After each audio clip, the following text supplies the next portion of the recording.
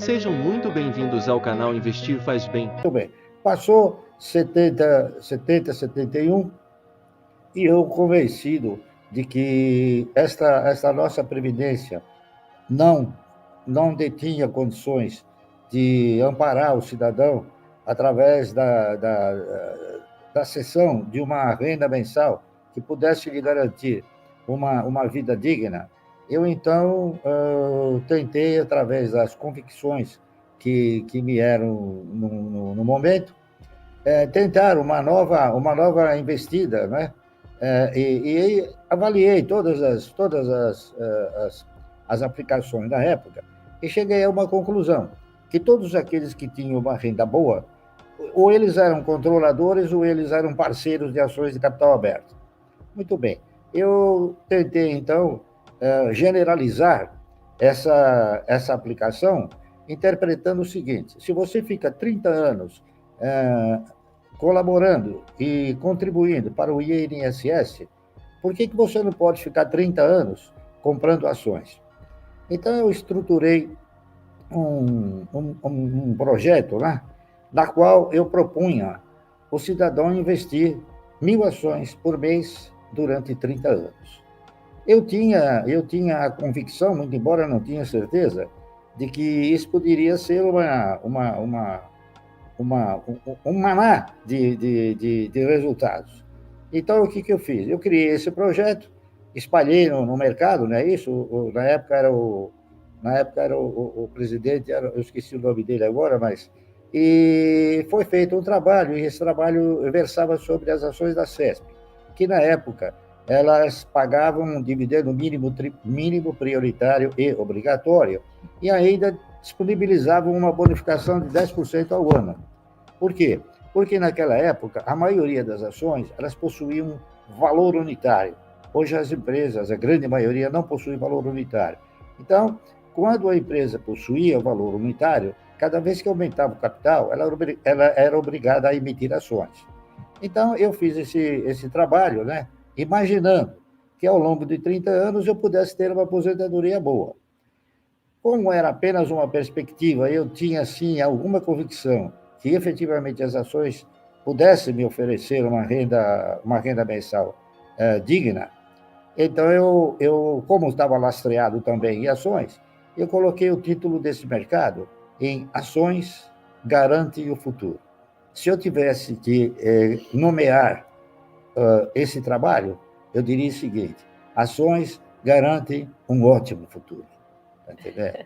Então, minha trajetória foi essa, sempre de investir na razão direta de ser um parceiro do controlador ou da empresa, tá certo? Nunca com a visão de ser o dono, mas sempre como parceiro. E essa postura e a regularidade com a qual a gente foi comprando ações, hoje eu acabo tendo aí participações expressivas em grandes empresas e que essas empresas distribuem bons dividendos para os seus controladores e nós, que somos os menores, também aproveitamos, tá certo? Então, o segredo do mercado é um só: invista, tá certo? Invista, porque você investindo nos projetos de empresa, você está investindo na geração de riqueza, na circulação dessa riqueza e na distribuição dessa riqueza, correto? Isso é universal, acontece em todos os países do mundo, e aqui no Brasil nós ainda caminhamos, né, para um mercado razoavelmente incipiente, porque a grande maioria que nós temos no mercado hoje, eles não são investidores, eles são especuladores que têm a visão do ganho a curto prazo, é isso? E, no fim, eles acabam até se conscientizando que essa visão acaba sendo retratada como uma perda a curto prazo. Entendeu? Fazia em 1971, quando dei início a essa minha participação de parceiro no mercado, eu continuo fazendo até hoje, é claro, com valores diferentes, tá certo? Mas a filosofia não mudou e eu digo o seguinte: eu acredito que nos próximos 200 anos também não vai mudar. Ok? O nosso histórico, é isso? O histórico do aplicador brasileiro, eu não digo do investidor, mas o aplicador brasileiro, é ter seguido a cartilha que interessava ao governo desde 1972, 73, que era o quê? Que era aplicar na poupança, tá certo? Que revelava sintomas de garantia, de segurança, entendeu? E de rentabilidade.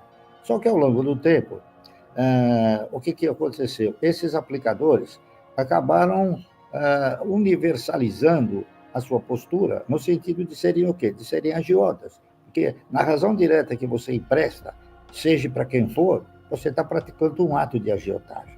E a nossa postura foi sempre direcionar recursos para a geração de riqueza. Isso é muito importante, porque quando você direciona esses recursos para a geração de riqueza, você aciona mecanismos, aciona os meios econômicos, aciona a geração de emprego, aciona um sem número de fatores que são benéficos para a sociedade como um todo e para o país. Essa aqui é a realidade.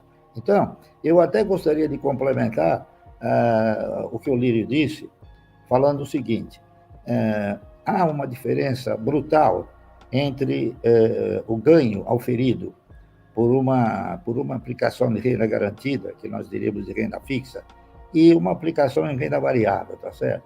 Enquanto que na renda fixa você ofere ganhos em função do valor que você aplicou, na renda variável você ofere dividendos na quantidade possuída, na quantidade de ações. Assim é que quanto mais ações você tiver de uma empresa que tenha o histórico de pagar dividendos, mais vezes você vai receber os dividendos, tá correto?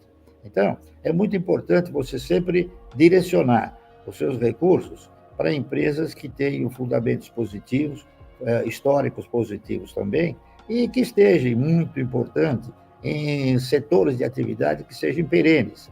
Essa perenidade, então, ela geralmente ela se confunde com sustentabilidade. E é difícil uma empresa com perenidade não ser sustentável. Praticamente todas elas são, em maior ou menor grau, distribuindo mais ou menos dividendo, distribuindo na razão direta das suas pretensões de continuar investindo. Eu cito um exemplo clássico no nosso mercado, uma empresa que hoje tem 130 anos, pertence ao mesmo grupo, se chama Klabin, e que continua investindo, né, de forma extremamente agressiva no mercado, procurando desenvolver projetos que venham a aumentar a sua operação, seus resultados e as suas distribuições. Portanto, é importante nós termos conhecimento, através de todos esses fundamentos, como, por quê e quando investir, ok? Mas o importante é que nós façamos o investimento e não utilizemos o instrumento da especulação. Para deixar a sua opinião nos comentários. Confira mais vídeos no canal e até o próximo vídeo.